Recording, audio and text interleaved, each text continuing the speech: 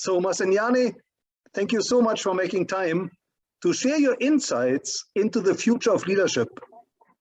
But before we walk into the future, can you share a little bit about your own background? Where did you grow up? Born and bred in Soweto, Johannesburg, but I spent many years of my formative years in Mafikeng, Northwest. And tell us, what was your dream career when you grew up? That changed a lot, eh? But for the better part of my high school, I wanted to be an architect. An athlete? I actually think architect. Architect, okay. Architect, yes. Until the school thankfully managed to do a job shadowing for us. I think we must have been in grade 11 or 12. And I realized, no, I wouldn't want to just sit in front of this big board the whole day. I knew then that, no, this wasn't for me. I want to interact more with people. And what attracted you to the world of finance? So the first attraction was actually into the world of HR, which I mean, as I often say, HR is the world that found me many years into my career. It's not something I studied or at least I initially studied and worked in. I did many other things. I majored in economics. At some point, all I ever wanted to do was be an economist. But when I started my HR career, it was in 2008 in the finance sector. And I then gone to mostly in the finance sector, different companies, insurance, banking, doing HR. But I also then did HR for an automotive industry. I think that is then when I realized that actually I quite enjoy the financial sector. For one of the main reasons is that, if you're in the services industry, you understand the people agenda. You understand that you don't have a tangible product and that your people are your product. So it's a very easy inverted commas, and easier for an HR professional to join a financial services sector because they understand the mandate, they understand the people agenda and the importance of it. This is if you work for a company that actually sells widgets, where you can quite easily be told that, look, South Africans love our products, we don't know what you're on about. But here, financial services is very competitive and it competes on people, So I like that about it. And tell us, who inspired you in your early days? My parents, undoubtedly. Coming from the township, being self-starters in terms of they were entrepreneurs, their work ethic, what they instilled in us in terms of our values and making sure that we read all the time from a very early age. So if I look back now and think about the things that made us who we are, I think that the beginning of it is definitely from our formative years. Now, Masenyane, you've been working for some of the big brands, all the way from SARS, the receiver, to Netbank, and now PPS. Can you maybe share a couple of highlights of your career? Yeah, there have been a few. I think the one that I will say was definitely a turning point was in 2001, when at the time I was executive assistant to Pravin Gordhan, the now Minister Pravin Gordhan. He was then the commissioner at SARS. And there was an opportunity for me to be sent to the UK for where I ended up going to be stationed there for 3 years. I had never been overseas before. I had never, flown out of the country. I had visited our neighboring countries, and that was about it. So that was a big eye-opener in terms of realizing that the world is much bigger than Johannesburg, South Africa. And that there is so much more in life than, it just opens up your perspective completely and changes your worldview. So that those 3 years between 2001 and 2004 definitely made me a different person. And can you tell us, Masenyane, what is driving you today? What's driving me today is my purpose. I'm very much chasing my why, to say, why am I here? What legacy do I want to leave at PPS in the world that I'm in every space that I'm in? I'm very conscious. I think now more so, because the subject of death is so much closer to us. I'm very conscious about what I want people to say about me when I do depart. And hopefully they say things like, I came into a space, I left it a different world. I worry about the world we are in. So much strife, and just so many bad things. And I feel like we're going to have a lot to answer for to future generations to say, what did we do when we were in leadership positions and these things were going on? What did we do to change them? What did we do to make sure that corporates are a better place, are more inclusive spaces? So, there's a lot of things that, as a woman, as a Black person, as a single parent, as so many things that there's many struggles on many different, if you look at, from many different lenses. So, but I mean, it's struggles that I don't want my children to go through when they grow up. But I think it's therefore up to me to make sure that we lay the ground so that by the time they take up these positions, that they're not having to deal with the struggles that we are dealing with. Now, Masenyane, looking into the future, and I know it's a big question, but what does the future of leadership mean to you? Ooh. It is a big one. Should I think about this? So future of leadership for me, firstly, is very different to what we have today. It's not going to be measured by all the, many of the current things that measure leadership, talk to not being human, for example. So I'm big on vulnerability. I'm big on being authentic.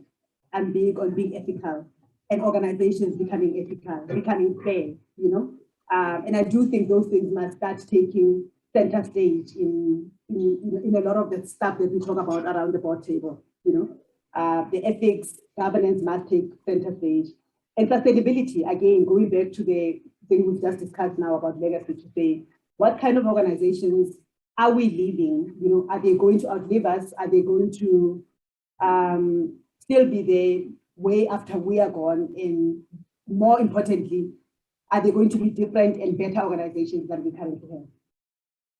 And can you tell us, what have you learned from your own leadership journey that you consider most important for building and empowering future leaders? So I think here, it's very important, the saying that, leading by example. So, it's one thing to say X and behave as Y, but, we know that the most learning happens from watching others, from watching whatever the next person is doing. So, I often look at leaders and companies, state on the walls and everywhere that these are values, but then when you see the behavior, it's opposite. So authenticity for me means being really true to those things that we say we are. If we really believe, so I strongly believe, for example, in the value of vulnerability. It's something that I show, and I show often. And I do believe that, for example, if more people started doing that, organizations will start being more honest. And I think people will start, creating these psychologically safe organizations where people are not afraid to speak out, because, we often say the solutions of any organization are in that organization amongst all of those brains that they employ, not with some external consultant. They are right there. But I think one of the big challenges in organizations is that people don't feel free to speak up. They feel like, oh, my voice isn't good enough. Is anybody going to listen to me? There's a lot of self-doubt, et cetera, et cetera. But we want to create organizations that, and I think for me, that's a big one for me to say, I keep preaching about psychological safety. Do I have it? Do I demonstrate? Does my team and everybody else see that within me, that I'm that person who's going to not have any sacred cows and, call to question or suggest anything that is in my head. And Masenyane, when you speak to aspiring leaders and maybe your own children, what is it you tell them about social media? How should they navigate social media to build their own brand? Well, one word there is, navigate it with caution and navigate it smartly. It is a powerful media. It's one that I use quite often myself.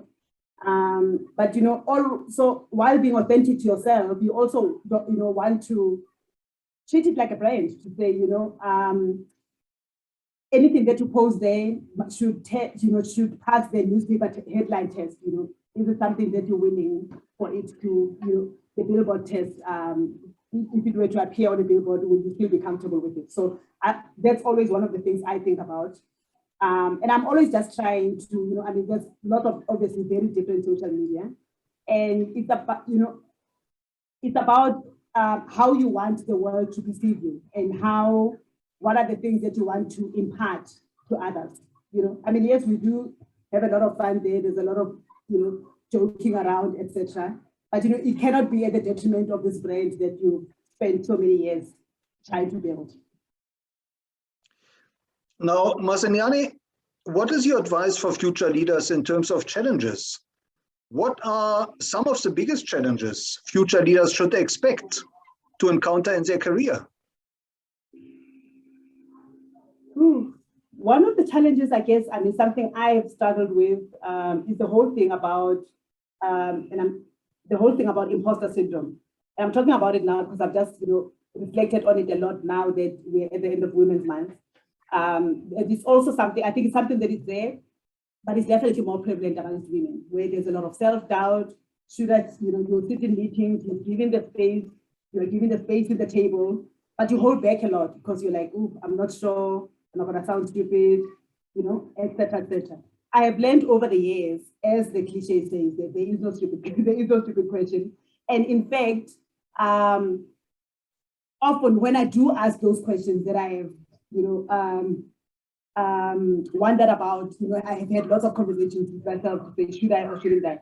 Often the answer is, it's a good thing you asked that question. That was a good question, etc. So I've learned to trust that gut as well, and not the, nagging thing that says, no, don't ask it. But yeah, to also know that I think one of the things is that whatever space you are in or your opportunity you are afforded that opportunity because of who you are, because of what you bring to the table. So you're actually doing your job or whatever role it is at your service by walking away out of a meeting or out of whatever session with still thoughts in your head, which you felt for whatever reason that they're not valid enough. Our thoughts are valid, our lives are valid, our voices are valid. Absolutely.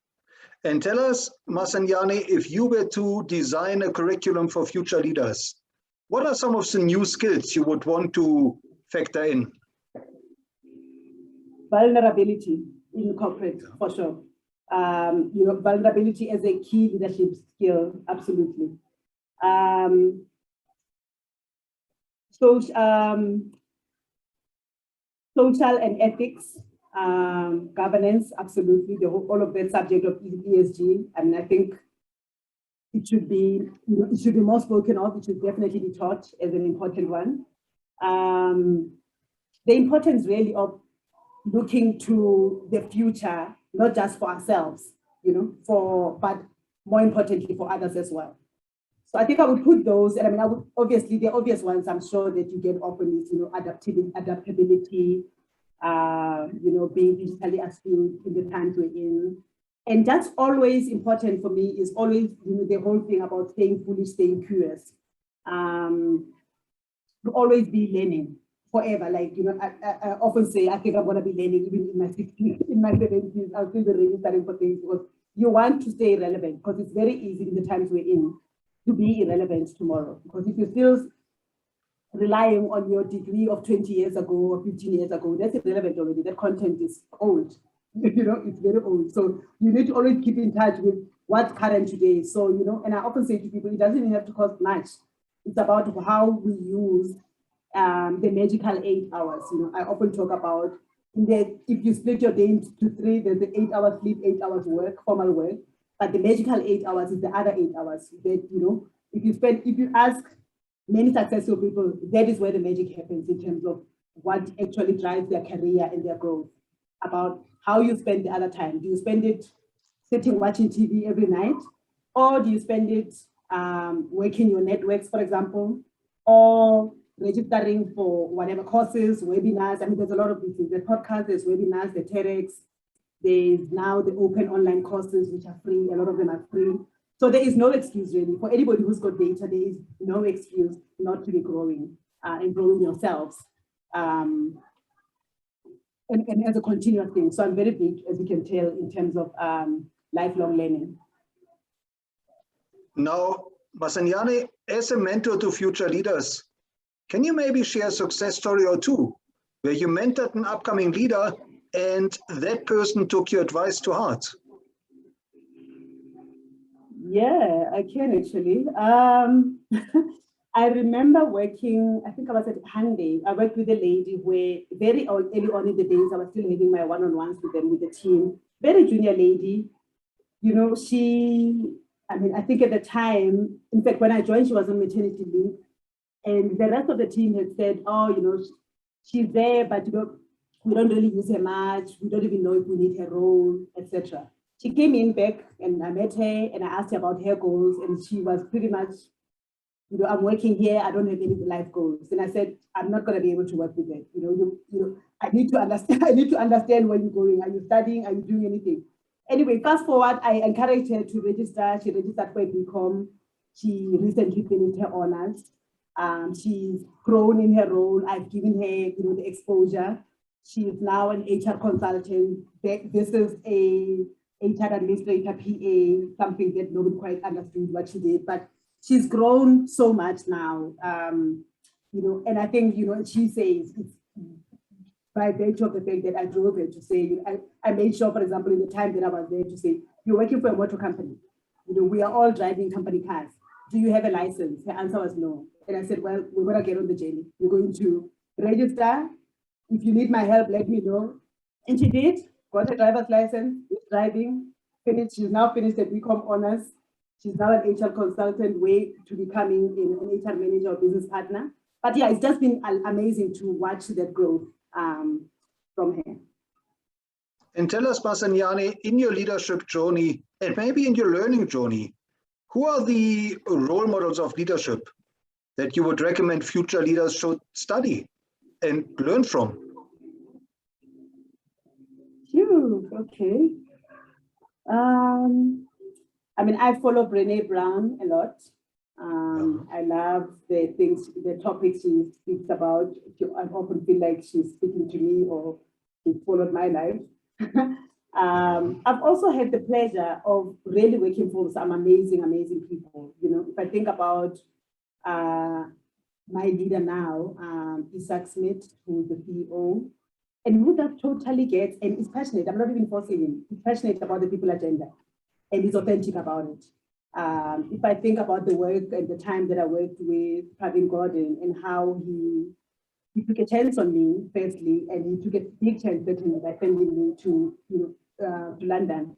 I knew when I got there, you know, when somebody believes in you so much that you can't go there and let them down. I mean, let alone let yourself down. But a big thing for me was I can't have had this big opportunity and let the people and the team of the leadership team at SARS that had sent me there and taken a bet on it and let them down. So I knew that I couldn't let them down, and I certainly couldn't let myself down. But yeah, so I mean, I do follow a few people as well. Many of our leaders on LinkedIn, and I follow, you know, I read their content, and I mean, there's quite a few that I can mention. Now, Masenyane, how can our listeners follow you?